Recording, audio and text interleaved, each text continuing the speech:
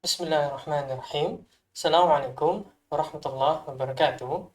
Alhamdulillah, apa kabar teman-teman semuanya?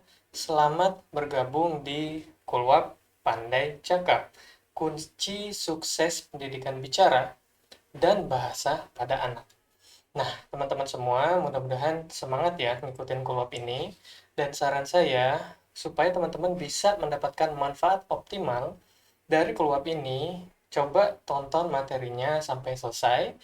Dan lebih mantap lagi nih, kalau misalnya sambil mencatat poin-poin penting yang mungkin menarik buat teman-teman. Oke, kunci sukses pendidikan bicara dan bahasa pada anak. Apa yang akan kita pelajari? Yuk, sama-sama kita lihat di layar.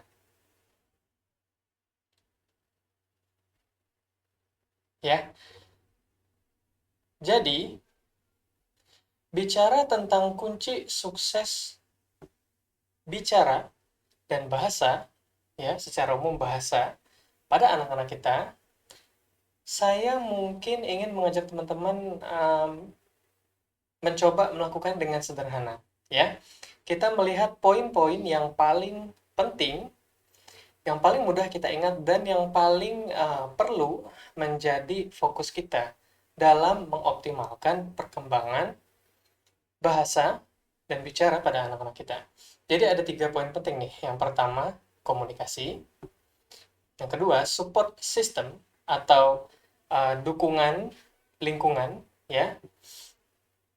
Yang ketiga adalah tahapan perkembangan. Oke, apa sih maksudnya masing-masing dari 3 kata kunci ini? Oke, kita akan pelajari di slide selanjutnya.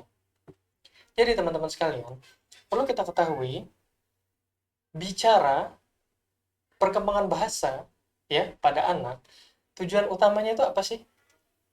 Ya, tujuan utamanya adalah agar masing-masing dari kita bisa berkomunikasi sehingga masing-masing dari kita bisa terhubung, ya. Orang tua dan anak bisa membangun hubungan yang baik, bisa membangun hubungan yang sehat. Inilah tujuan utama dari kita mengoptimalkan perkembangan bicara dan bahasa pada anak. Nah, ini yang penting kita pahami dulu, ya. Karena kadang-kadang kita lupa akan tujuan utama ini sehingga dalam perilaku kita sehari-hari, ya, kita cenderung justru tidak melatih gaya komunikasi yang baik ya dalam keluarga kita yang kemudian ya dicontoh oleh anak-anak kita gitu. Nah, mungkin teman-teman tahu bahwa pendidikan atau mengoptimalkan perkembangan bicara dan bahasa anak, mungkin teman-teman udah sering dengar ya, perlu banyak dibacakan cerita, dibacakan buku dan yang lainnya. Teman-teman perlu tahu bahwa aktivitas membaca atau dibacakan itu sebetulnya hanya sebagian kecil dari perkembangan bahasa anak. Ya, membaca itu fungsinya sebenarnya lebih kepada melatih kosakata dan pemahaman akan kosakata tersebut, gitu. Maksudnya gimana? Jadi, komunikasi ya sebetulnya nggak hanya tentang bagaimana kita saling ngomong dan saling mendengar, gitu ya.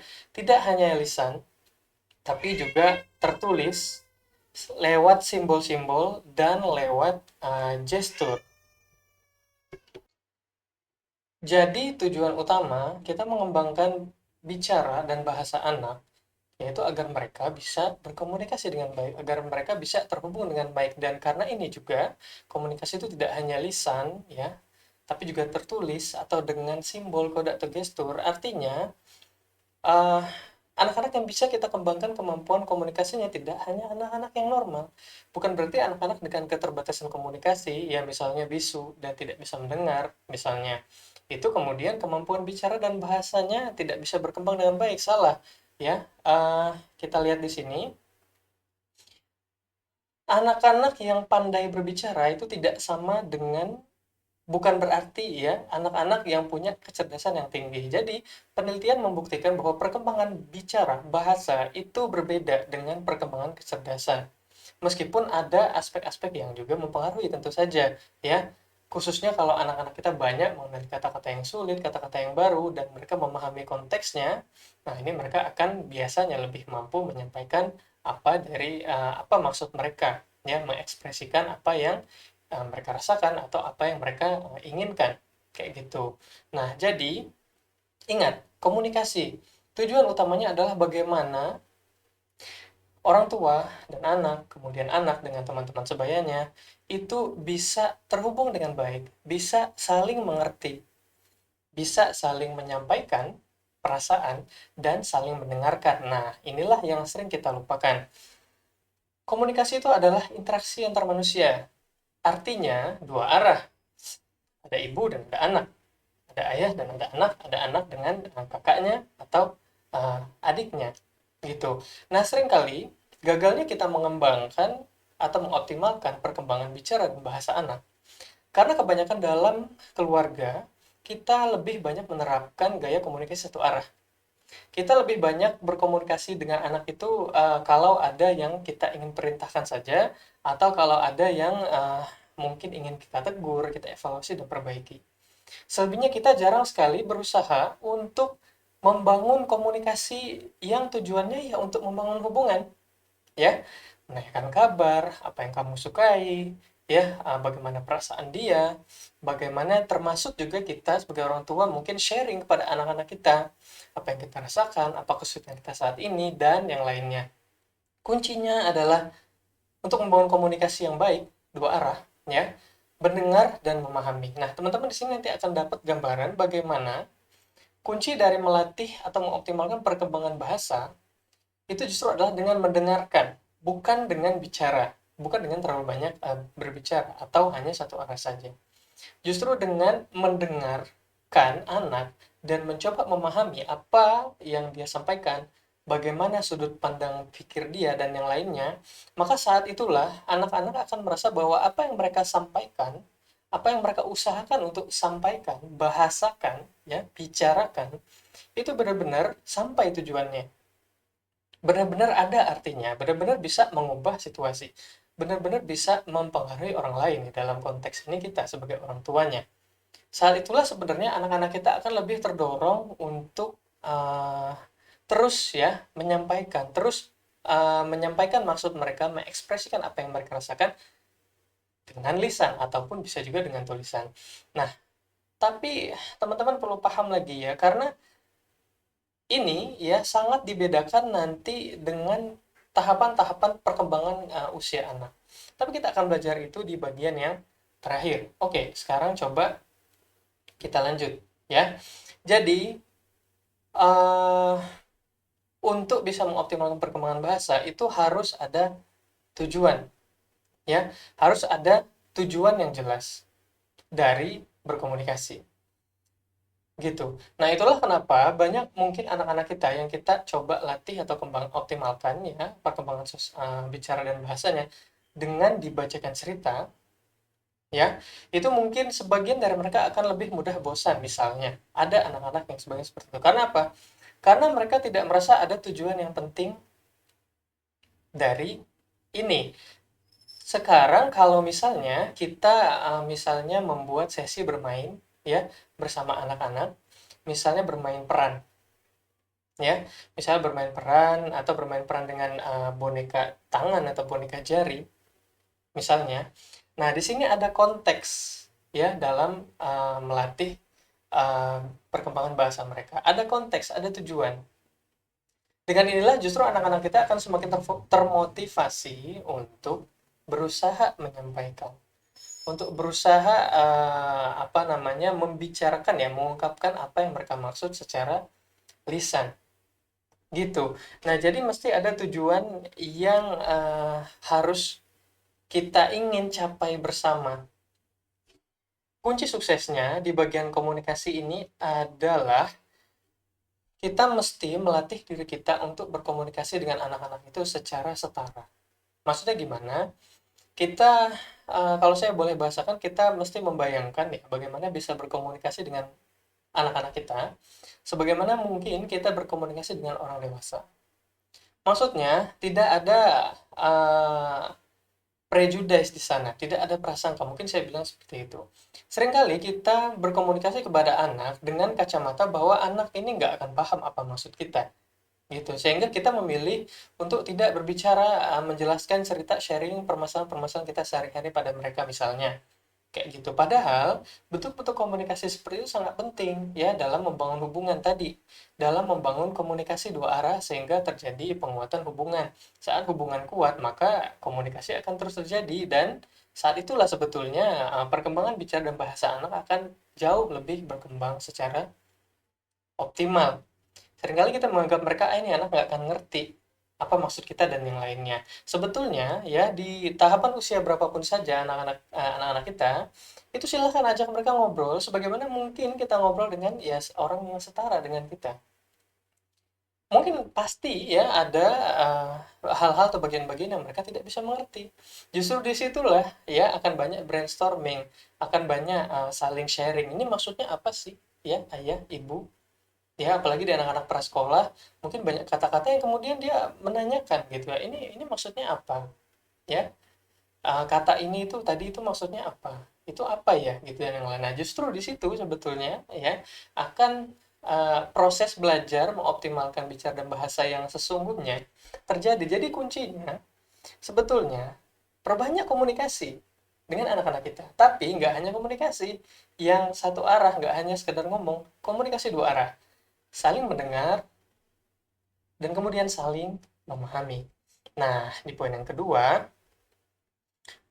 saya bisa bilang mungkin dari sudut pandang psikologi, perkembangan bicara dan bahasa itu sangat besar ya dipengaruhi oleh lingkungan. Support system yang ada di sekitar anak. Support system itu ya semua orang atau siapa saja ya yang mengitari kehidupan anak. Ya khususnya pastinya kita orang tua dan mungkin kakaknya, adiknya dan mungkin anggota keluarga lain ya yang ada di rumah. Jadi kalau tadi kita tahu bahwa untuk mengembangkan, mengoptimalkan perkembangan bicara dan bahasa adalah dengan memperbaiki komunikasi dua arah, maka yang harus melakukan ini, yang harus sama-sama membudayakan ya komunikasi dua arah ini tidak hanya ibu saja yang mungkin banyak peserta yang ikut kuliah kali ini ibu-ibu ya, tapi juga ya semuanya ya minimal deh ya orang tua, ayah dan ibu. Pertama ayah dan ibu melatih kemampuan komunikasi ya, melatih membiasakan antara ayah dan ibu untuk ya sering banyak berbicara, banyak sharing, ngobrol dan yang lainnya. Anak melihat dan mendengar ya kan, dan kemudian ayah dan ibu sama-sama berusaha membangun komunikasi dua arah pada anak-anak kita di tahapan usia berapapun gitu. Kita yang mengitari kehidupan anak ini tuh perannya sangat besar, sangat-sangat besar mengoptimalkan perkembangan bahasa anak-anak kita. Nah, jadi kuncinya di poin yang kedua ini adalah bagaimana sekeluarga ya kedua orang tua bisa berpartisipasi secara aktif dalam membangun budaya komunikasi dua arah pada anak-anak kita. Membangun budaya keluarga ya, komunikasi keluarga yang positif. Gitu. Oke, nah di poin yang ketiga, tahap perkembangan. Nah, ini nih yang kita mesti tahu atau pahami gitu ya. Karena di setiap rentang usia anak memiliki ciri-ciri atau kebutuhan perkembangan bicara dan bahasa yang berbeda, sehingga sebagai orang tua yang menjadi bagian dari support system yang pengaruhnya besar dalam perkembangan bicara dan bahasa anak-anak kita, kita mesti tahu atau paham kebutuhan perkembangan anak di setiap rentang usianya dan kemudian menyesuaikan cara komunikasi kita, menyesuaikan gaya komunikasi kita pada anak-anak kita. Teman-teman perlu tahu, ini saya hanya bisa memberikan gambaran secara umum ya dalam Kulwab ini. Nanti kalau ada pertanyaan silahkan saja langsung disampaikan. Untuk anak-anak usia prasekolah kurang lebih 0 sampai 6 ya atau 0 sampai 7 tahun, perkembangan bicara dan bahasa mereka itu terfokus ya pada penginderaan. Maksudnya gimana? Di sini adalah tahap awal bagaimana mereka mengenal fungsi bahasa, mengenal fungsi bicara. Kunci optimalnya adalah bagaimana kita bisa menstimulasi banyak penginderaan mereka dalam berbahasa, dalam mengenal kata-kata, mengenal kalimat, ya khusus ya bahasa lah, ya secara umum gitu. Nah, karena itu eh, bagi kita sebagai orang tua ya yang punya anak-anak di rentang usia prasekolah ini, ya model-model pendidikan membiasakan bahasa seperti dengan membacakan buku, kemudian melihat gambar, kemudian eh, apa namanya menggunakan puzzle abjad, ya puzzle alfabet gitu kan, kemudian menyusun kata-kata, kemudian menuliskan, ya karena menulis itu ada kita menggunakan motorik halus, ya kan. Nah, itu adalah gaya belajar yang sangat efektif. Secara sederhana, semakin banyak kita melibatkan atau menstimulasi penginderaan anak dalam rangka mengenalkan bahasa pada mereka, itu semakin baik. Semakin banyak indera yang terstimulasi, itu semakin baik. Nah, ini di rentang usia prasekolah. Tapi berbeda lagi untuk anak-anak di usia sekolah, khususnya di usia SD, sekolah dasar. Ya, kurang lebih 6 sampai 12 atau 7 sampai 12 tahun. Di sini, perkembangan bahasa anak, ya, tujuan utamanya adalah bagaimana mereka bisa menggunakan bahasa, ya, kemampuan mereka bicara, menulis, ya, dan tadi simbol misalnya, gestur, itu untuk belajar, gitu. Bagaimana kita membantu, ya, mereka untuk menggunakan kemampuan bahasa mereka dalam rangka belajar. Maksudnya belajar adalah memahami dunianya, ya, memahami lingkungannya, khususnya dalam konteks di lingkungan sekolah. Itulah kenapa di tahapan usia ini 7 sampai 12 tahun untuk mengoptimalkan pendidikan bicara dan bahasa anak, kita menggunakan media buku dengan membaca dan menulis itu adalah yang paling efektif. Gitu.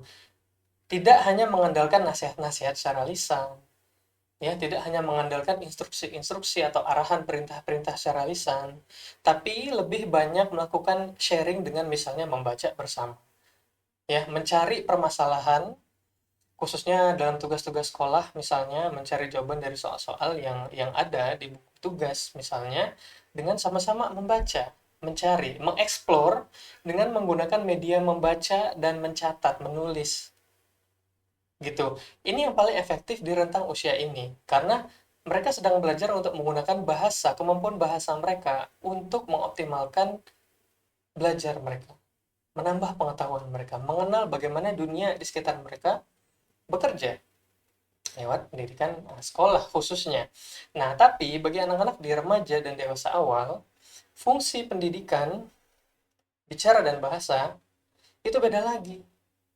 Anak-anak kita tidak hanya menggunakan bahasa untuk belajar, tapi di tahapan usia ini mereka sebetulnya sudah ada di perkembangan bahasa yang sangat baik, sehingga mereka bisa menggunakan kemampuan bahasa mereka untuk hal yang lebih advance lagi, untuk tantangan yang lebih besar lagi.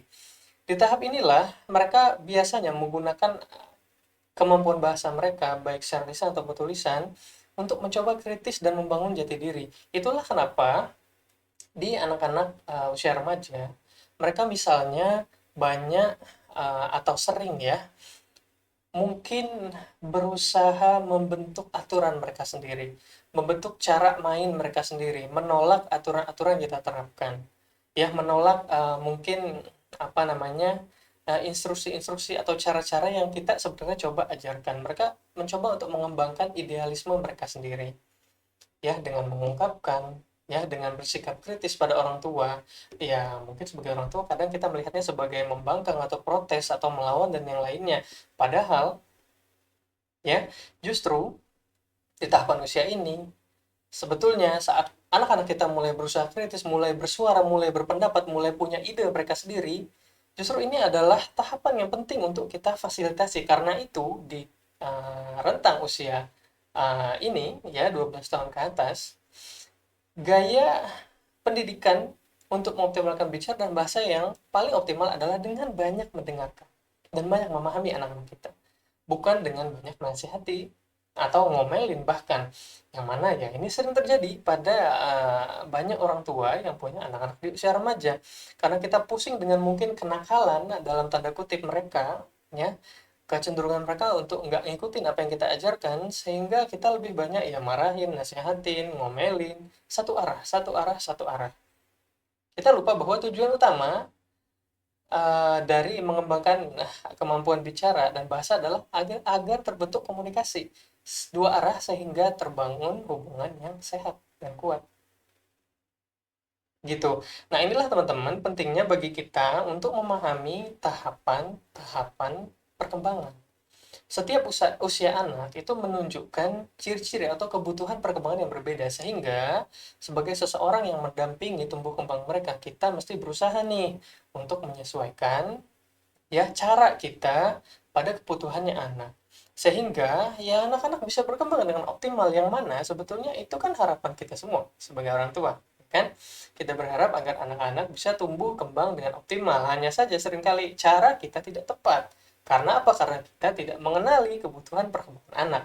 Nah, karena itu bagi teman-teman yang ingin lebih paham lagi, silahkan loh ikutin, ini opsional saja, silahkan bisa ikutin kelas mahir perkembangan yang diadakan oleh Parenting Plus.